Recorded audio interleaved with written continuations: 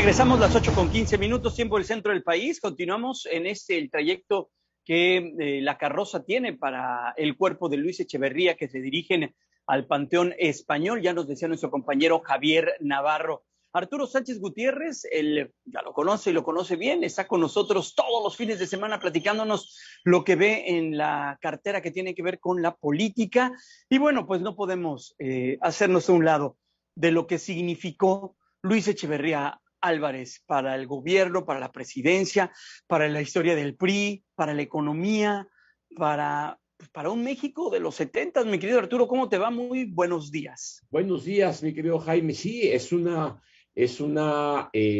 una época, toda una época la que se acaba el día de ayer con la muerte de, licenciado Luis Echeverría Álvarez. Mira, era en los setentas un México muy distinto al que vemos hoy.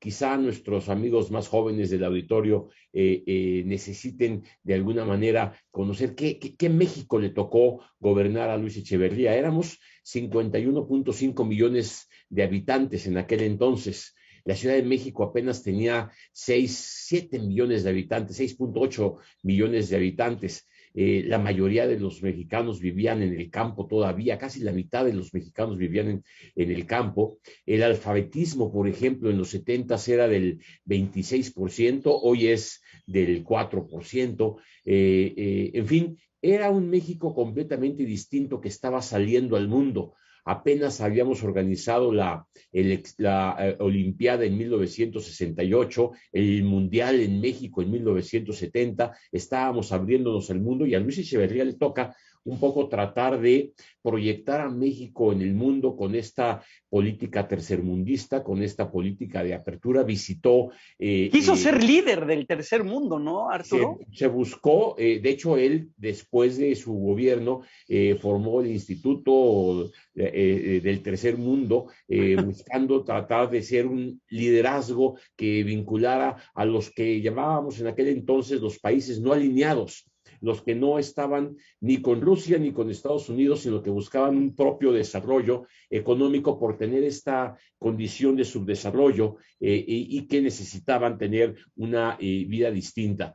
Pero a Echeverría también le toca ser, yo diría, Jaime, el sándwich entre dos Méxicos. Era el México que venía de un autoritarismo muy fuerte.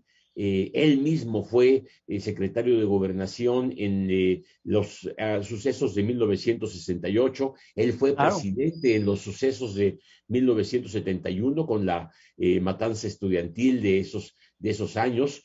Él enfrenta la guerrilla en el estado de Guerrero, con la guerrilla de Lucio Cabañas y de Genaro Vázquez Rojas, que hay que perseguir por todo el estado hasta que acaba con ella definitivamente.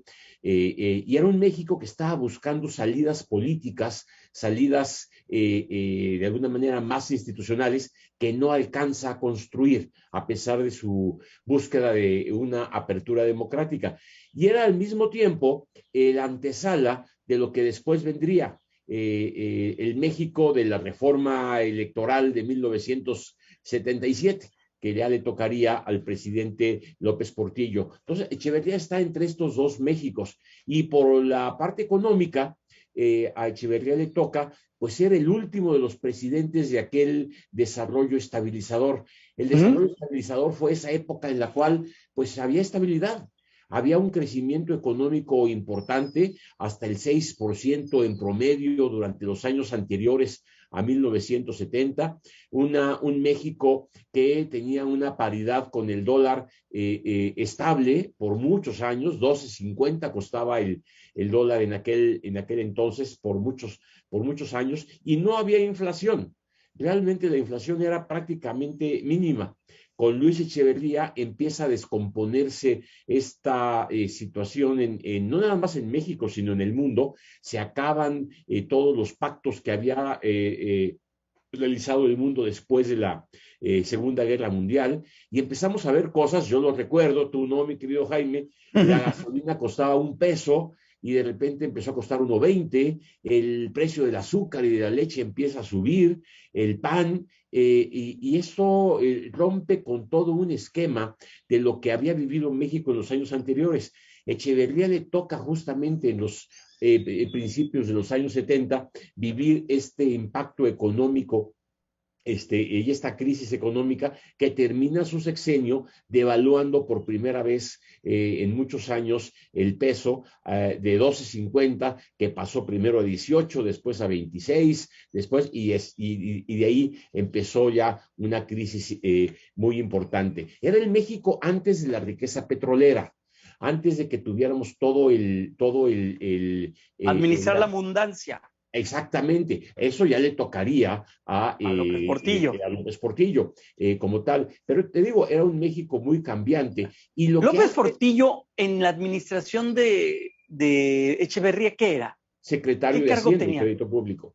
Pero no jugaba mucho porque el propio Echeverría decía que la economía se manejaba desde Los Pinos. A él se le atribuye esa declaración, ¿no? Desde luego que sí. Pero era un México, Jaime, en el cual Echeverría en sus informes presidenciales presumía que el 70% de la economía estaba controlada por el Estado.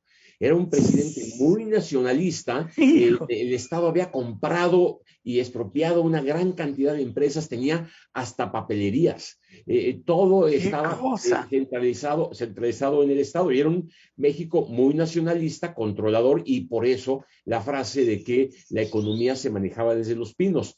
Pero cuando viene la crisis, cuando vienen los problemas económicos, López Portillo empieza a desempeñar un papel muy importante. López Portillo ya le toca ser el candidato a la presidencia del PRI, de alguna manera como secretario de Hacienda, trata de enfrentar la situación económica y por eso logra la candidatura a la presidencia de la República, cuando estábamos acostumbrados a que el sucesor del presidente solía ser el secretario de Gobernación, no en este caso.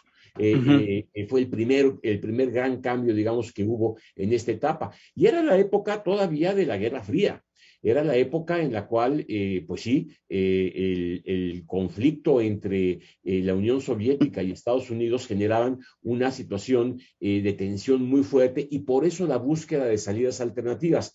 A Luis Echeverría se le califica como un presidente muy populista porque, bueno, pues era un poco al estilo de hoy, visitar todo el país, hacer giras todo el tiempo, hablar mucho con la gente y buscando tener el favor del pueblo cuando la situación económica estaba realmente en una situación muy complicada en el país. Es un presidente que le toca también el asesinato de Salvador Allende en Chile, declara luto nacional cuando en el 73 muere Salvador Allende, por su simpatía con este tipo de políticas y por la búsqueda de una salida alternativa a la problemática de los países en desarrollo.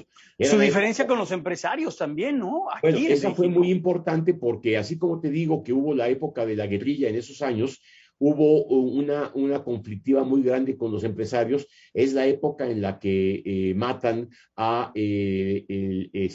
varios empresarios, a Garza Sada, a don Eugenio. Es una época en la cual hay secuestros por primera vez, secuestros de grandes empresarios, de hijos de empresarios, y eso genera una tensión que no conocía el país. Entonces, y viene un conflicto. Yo recuerdo mucho un encabezado a 8 columnas en los periódicos de aquel entonces, en donde los empresarios le decían en un desplegado: ¿hasta cuándo, señor presidente? ¿Hasta dónde, señor presidente? Porque ya la situación era muy fuerte entre el empresariado y la presidencia de la República.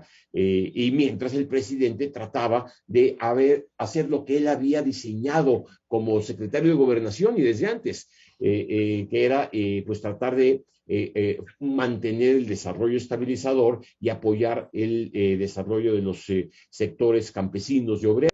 Es la época, por ejemplo, Jaime, en la cual surge el sindicalismo independiente. En la UNAM, por ejemplo, el sindicato independiente, que quería decir que ya no queríamos el charrismo sindical. O sea, las organizaciones obreras ya se empiezan vinculadas con el Estado, empiezan a romper. Un poco más o menos, y esto significa que, bueno, pues había un México muy cambiante, le toca a él, pero evidentemente en lugar de tener un gran éxito transformando al país, viene una gran crisis al final de su sexenio Sí. con esta situación complicada de la devaluación y le entrega el poder a José López Portillo, que sí va a usufructuar lo que sí se descubre durante el periodo de Echeverría, que Es el fue petróleo. justamente el Oye, petróleo. y también Luis Echeverría, esa obsesión contra el comunismo, ¿era así? Pues mira, es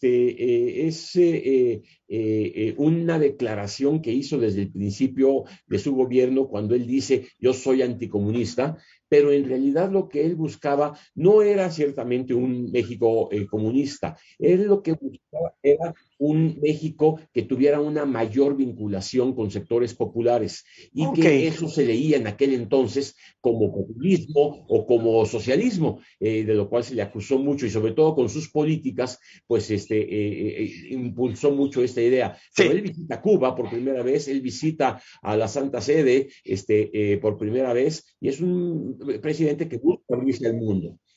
Arturo, ¿se fue impune?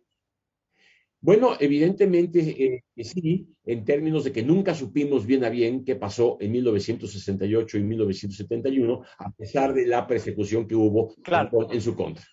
Gracias, Arturo, te abrazo, te deseo un excelente domingo. Igualmente, mi querido Jaime, saludos a tu auditorio.